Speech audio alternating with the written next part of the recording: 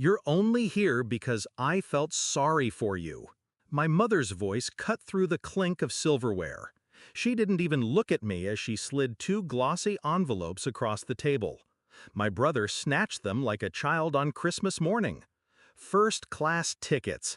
Destination, Tokyo. The table buzzed with his excitement. "Finally! Japan!" he laughed, waving them like trophies. I didn't say a word, just kept my fork steady, the taste of betrayal settling on my tongue heavier than any meal. My bonus. My sacrifice. Months of 12-hour shifts, all swallowed into paper they'd never intended for me. I smiled faintly, cleared my plate, stood up, and left. That wasn't the first time they carved me out of the picture. Growing up, my brother was the heir, the chosen. When he failed, they shielded him. When he stumbled, they lifted him. And me? I was the utility, silent, dependable, invisible. The extra shifts I worked because you don't have kids. The loans I covered just until your brother gets on his feet. The vacations I never saw because family money is tight this year. But it wasn't tight for him. Never for him. That night, though, something in me clicked into place. It wasn't anger, it was clarity. If they saw me as a wallet, then fine, but a wallet can close. The plan formed with surgical precision. Step 1. Reverse the miles transfer. I logged in, one click, and the seats they'd stolen from me reverted back into my account. No refund for them, just empty confirmation codes. Step 2. Cancel every hotel reservation tied to my card. Kyoto, Osaka, Tokyo. Each one undone in silence. The emails rolled in like dominoes, each cancellation confirmed, sweeter than the last. Step 3. Freeze their emergency account, the one they'd leaned on countless times. The one I had co-signed years ago out of guilt. I called the bank, verified my identity, and locked it down with the same calm tone one uses to order coffee. By midnight, their entire trip was a ghost. Morning brought the storm. At the airport, TSA flagged them at the gate. Their tickets scanned red. Invalid. My brother's temper lit first, shouting, demanding answers. My mother, tight-lipped, whispered excuses to the staff. I wasn't there, but I didn't need to be. I could picture it perfectly.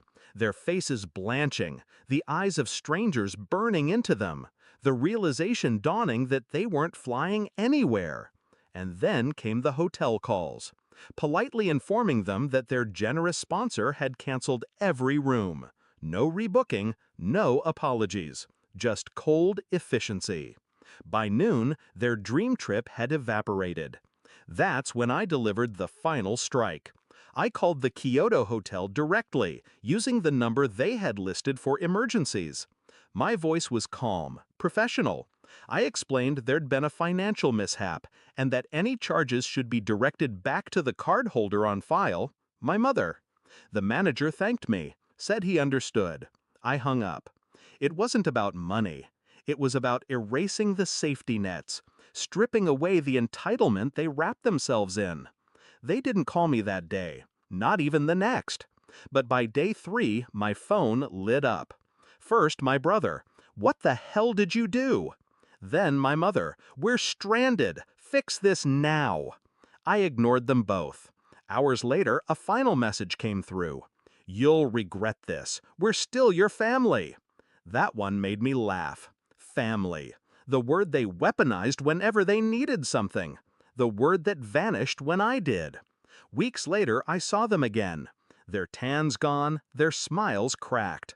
They had no photos to show, no stories to tell, just bitterness clinging to them like a second skin. My mother confronted me in the kitchen. "You embarrassed us. Do you understand? You left us humiliated." I met her gaze, steady. "No. I left you exposed." There's a difference. Her mouth opened, but no words came. For once, she had nothing to throw at me. Here's what they'll never admit out loud. That trip was supposed to be their victory lap. a celebration of favoritism dressed as family bonding. They thought they could use me, discard me, and still take off smiling at 30,000 feet. But planes don't leave the ground when the foundation rots. I didn't ruin their trip. I simply reminded them whose name had paid for it, whose silence had carried them all these years, and how quickly that silence could turn into action. Now, when they look at me, I see something new in their eyes.